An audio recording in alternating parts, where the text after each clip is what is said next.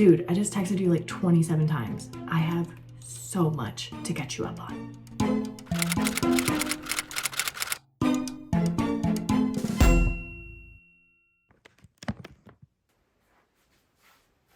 Hello, and welcome to my series called FaceTime with Emily, where I do a mundane task and I talk to you like you're one of my friends.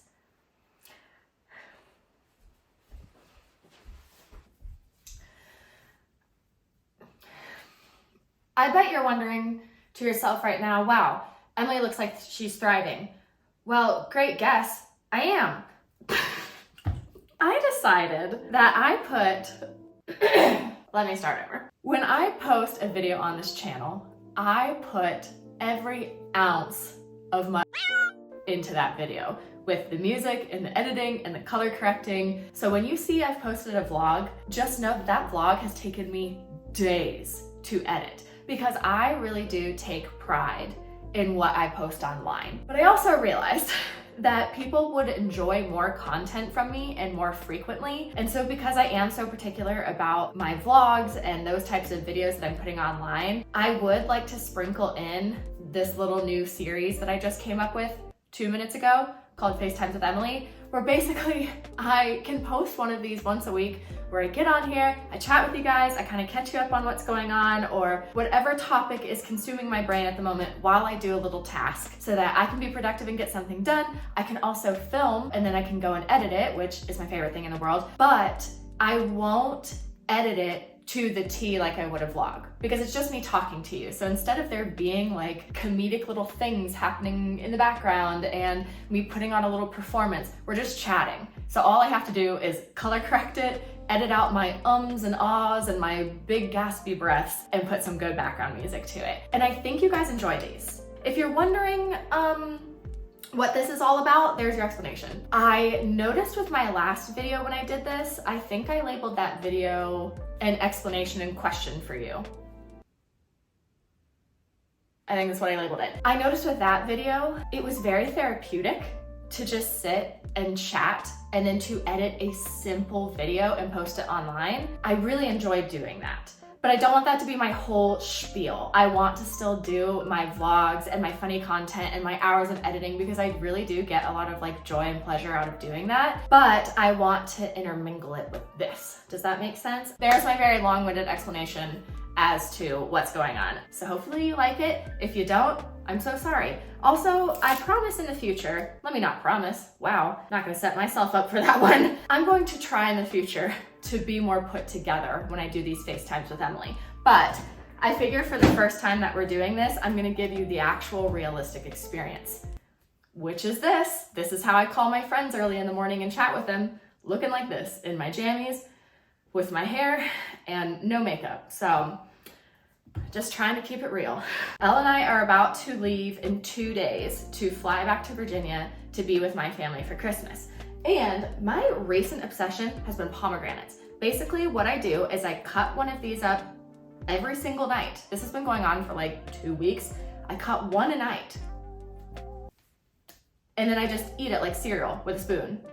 Okay? I don't know why, it's like a really weird craving that I've been having. So we've been stocking up on them a lot, especially because I saw last week, I think it was on Friday, they were having a huge sale at the grocery store. And so I picked up a ton of them.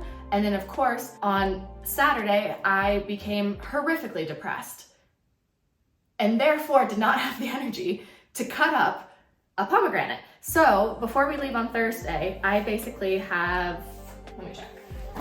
Oh, Lordy. Oh my God, hold on. I have 6 of these to cut up and eat in 2 days.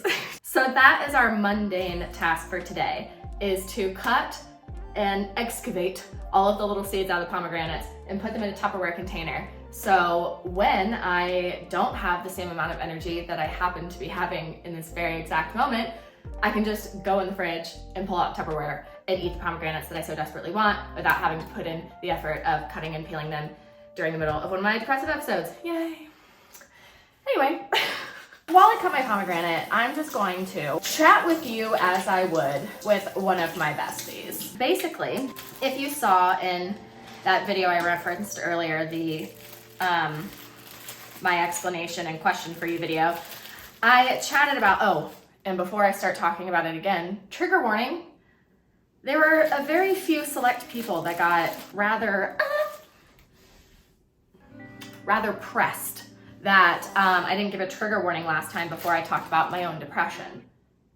I guess I need to be better about that. I thought as long as I wasn't talking about the really scary parts of depression, I didn't need to give a trigger warning, but maybe that's just me being ignorant. So here's your trigger warning. I am still depressed and gonna be talking about it. Basically, yesterday, which was Monday, I received some of the worst news that anyone could receive.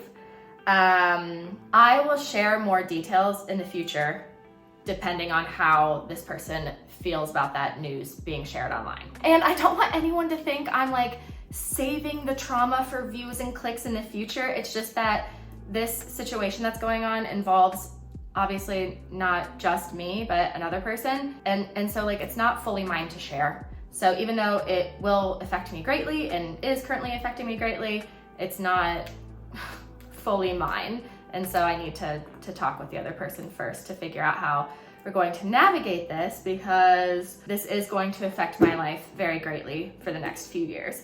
And so it will become a part of my day-to-day on this channel. And so I'm gonna have to figure out, we are going to have to figure out a way to navigate that.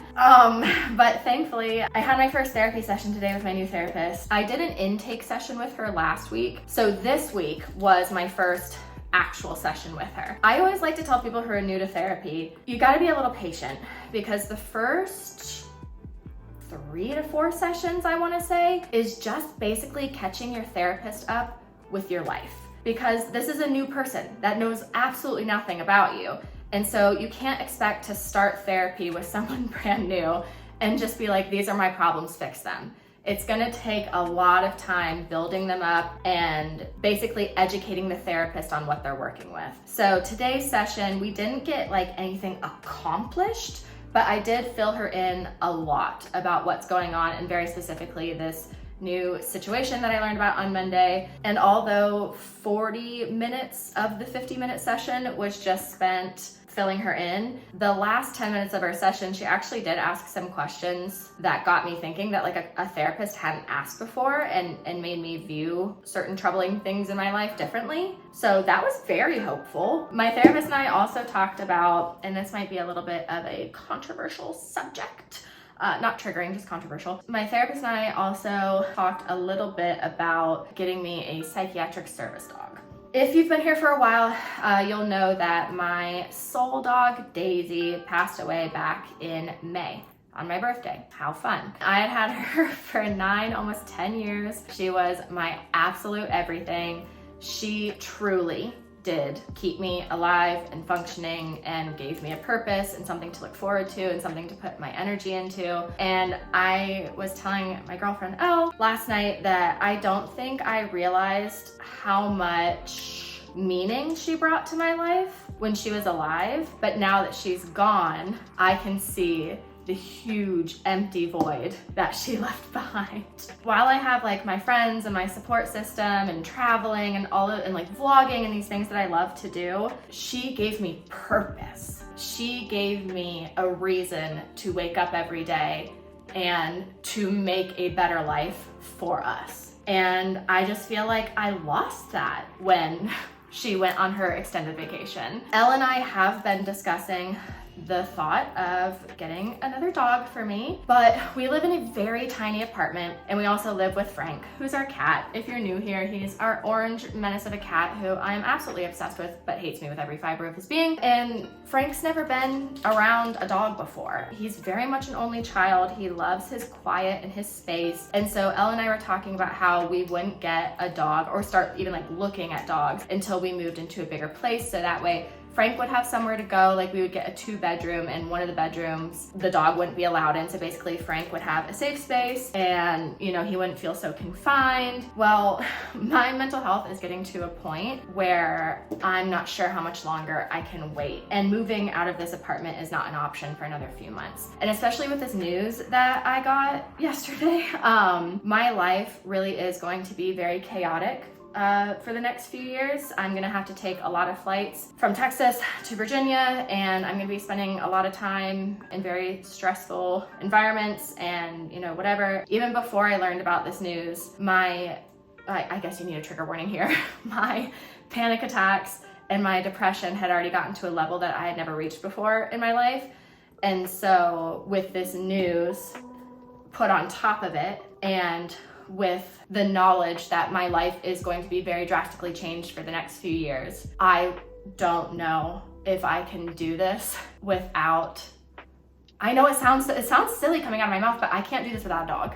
And so that led me down a rabbit hole last night of looking into a psychiatric service dog, because my last dog, Daisy, was registered through my therapist through a licensed PhD having physician. She was a licensed emotional support animal, which means that basically I just needed her for emotional support and I didn't like being without her. If you don't know, there's a huge, massive difference between an emotional support animal and a psychiatric service dog. A rightfully registered psychiatric service dog has to perform a task. So Daisy did not have to be trained to perform a task. She basically just had to exist and bring me emotional support with her body in the same vicinity as me to be registered as an emotional support dog.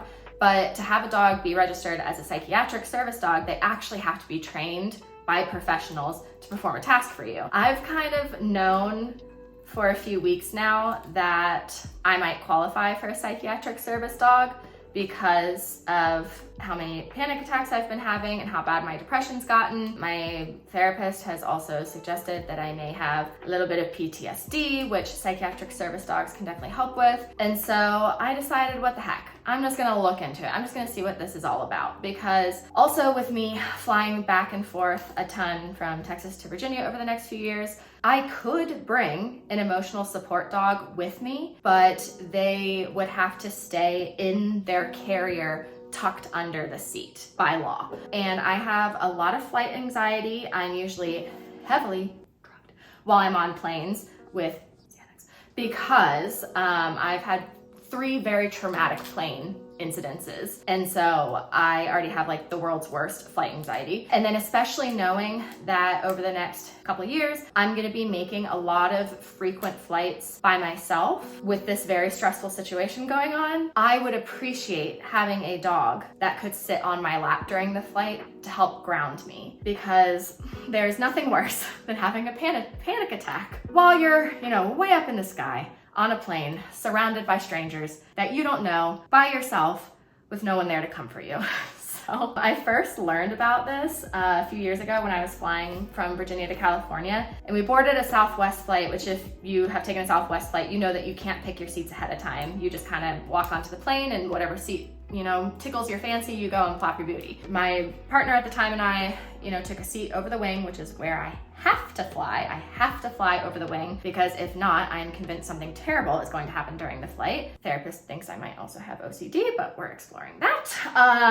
We sat down over the wing, and then this girl starts walking in, and she's kind of looking back and forth trying to figure out where to sit. I kind of motioned to her. I'm like, you know, you can sit next to us, because she was clearly traveling by herself and there was 1 seat left. And so she sat down next to us, and that's when I noticed she was carrying a dog carrier, and there's a little tiny dog inside. And so I was asking her, I was like, oh, you know, what's his name, blah, blah, blah. And she was telling me about him, and she pulls him out of the carrier, and he's wearing one of those vests that say like, do not pet service animal. And I was like, oh my God, I'm so sorry for, you know, asking about your dog, because if you don't know, here's your little PSA. If you see an animal with a vest on that says do not pet, and it says service animal on it, you can't, like, you're not supposed to acknowledge it. And to go further, you're not even supposed to know the service animal's name, because it can be distracting for them, because service animals are there to concentrate, work, and perform a task.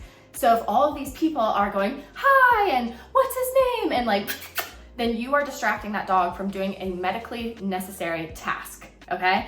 And so when you see a service dog wearing a vest, or, you know, if there's any indication that it's a service dog, it doesn't exist, okay? And so when I saw that she pulled this dog out and had a service vest, I immediately started apologizing. I was like, oh my God, I'm so sorry. I had no idea he was a service animal. And she was like, no, like, it's totally fine. Like, but thank you for saying that. And thank you for like respecting that and, you know, whatever. She's like, you'd be so surprised how many people in the airport just now asked to pet him when he had the vest on that said do not pet. And so she pulled him out and sat him on her lap, and he immediately like laid down and started going to sleep. And then maybe like 10 minutes later, when we were taxiing on the runway, I had already taken my medicine, so I was like not full on having a panic attack, but like my breathing was starting to get a little more rapid. But I'm very, very good at keeping it to myself because I don't ever want to like make a scene or make anyone else uncomfortable. And so, you know, I was just looking out the window and listening to my music and trying to regulate my breathing. And all of a sudden I feel this pressure on my lap. Her service dog climbed onto my lap. And so I like looked down and I didn't know what to do because you're not supposed to touch service dogs. And so I kind of look at her and I was like, oh my God, I'm so sorry. And she was like, no. I'm trying to remember what she said. She was like, no. She was like, oh my gosh, you didn't like grab him or anything. He just got up off of my lap and walked over to yours. And she was like, he's not supposed to do that. And I was like, yeah, I was like, I was like doing one of these. I was like, take him, grab him. And she literally said to me, she goes, he's only trained to get up and do, it's called pressure therapy. When a dog comes and like puts their body weight on you, it's supposed to help when you're having panic attacks or really bad anxiety. It's supposed to help ground you and give you like something to hold on to and to concentrate on. And she was like, yeah, he only performs grounding tasks when he feels that people desperately need it. I have pomegranate juice all over me. Anyway, so since my depression and anxiety and panic attacks have gotten so unmanageable over the past like month or two, I have been considering looking into a psychiatric service dog, but I obviously wanted to talk to my therapist and my psychiatrist about it first to kind of see if they thought it was a good idea, because I would never want to take a dog away from someone that needs it. And so if they didn't think I qualified for it or needed it, then I wasn't even going to consider it. But surprisingly, both of them think it's a really good idea. After 3 or 4 hours of research last night into psychiatric service dogs and looking at all the programs and organizations that do this 24/7, 365, I learned that psychiatric service dogs cost $30,000 and insurance doesn't cover it. And there are lots of organizations out there where if you're blind or hearing impaired or anything like that, you can apply to these, what are they called? Nonprofit organizations, where basically they will crowdfund and purchase a service dog for you. I will never in my life feel as though I should apply for one of those programs, because those programs really do need to be reserved for people with sight impairments and hearing impairments, and like war veterans coming home who have PTSD, people that have a lot more going on than I do. So I think a psychiatric service dog is well out of my price range. So that kind of crushed that dream. But I also did look into psychiatric service dog dropouts. Apparently that's a thing. It happens with a lot of golden retrievers. A lot of psychiatric service dogs are golden retrievers. One, because they're big.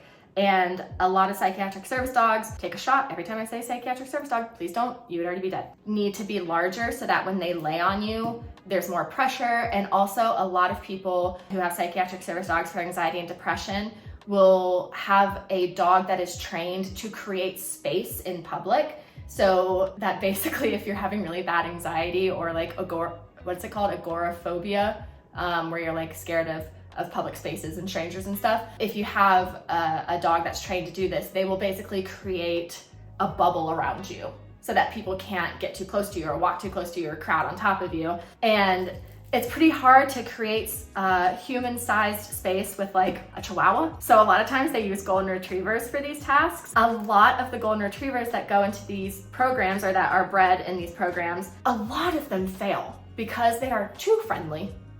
Because if your job as a service dog is to create space for your owner, to keep people away from them, to keep them feeling safe in public, you can't be openly friendly. Because if you're like wagging your tail when other people come up or like smile, you know, doing cute dog things, people are going to want to approach the dog. And so I think I read on this one company's website that like 1 in 5 of their Goldens fail out of the program because they're too nice. And they don't know how to basically have RBF while they're working. And so I looked into adopting one of those because I wouldn't need a dog that would create space for me like that. And so I was like, oh, maybe I can adopt one of the dropouts who is trained to do the compression therapy, who's trained to fly on an airplane, and I can just register them for anxiety, depression, and panic attacks, but not for agoraphobia. And they're $8,000. Because they have about, I think it's on the website, like 40,000 hours of training, and then they just fail when it comes time for the test. And so they're already housebroken, they're purebred, incredible genetics, all the training in the world, you know, blah, blah, blah. So I understand why they're $8,000, but that was also heartbreaking. So that made me very sad. But I'm gonna like keep researching and looking into it because I truly feel like this will be a necessity for me in the upcoming months/years. I will need support, and like in more ways than my inner circle is able to provide me right now. I don't know. What do you guys think? I'm obviously gonna keep talking to the trained, licensed professionals about it to, you know, get their opinion and to see what they think. And this would be a very lengthy process, but if I at least knew that it was happening and it was possible, I think even that would bring me a little bit of relief because that'd give me something to look forward to. But I don't know. It just right now, it seems impossible, but I'm not gonna give up yet because I really do like feel it in my heart and my gut that like this is the next best step for me. It's just gonna be a lot of research and a lot of discussions because obviously this is Elle's home too, and this will be Elle's dog too. And so I have to make sure she's comfortable and she's on board with whatever decision is made, and we shall see. We shall see. So yeah, that is currently what I am dealing with. So you're all caught up. I promise not every FaceTime with Emily is going to be depressing or have like triggering subjects. That just happens to be my life right now.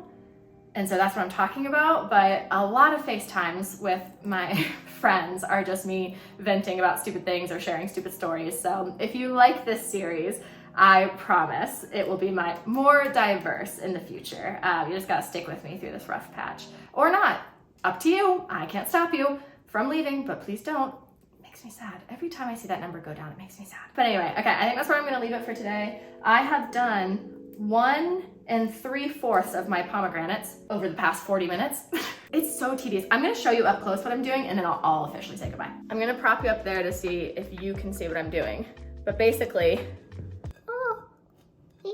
all the seeds are like attached, and so I have to go through and like individually peel the seeds off.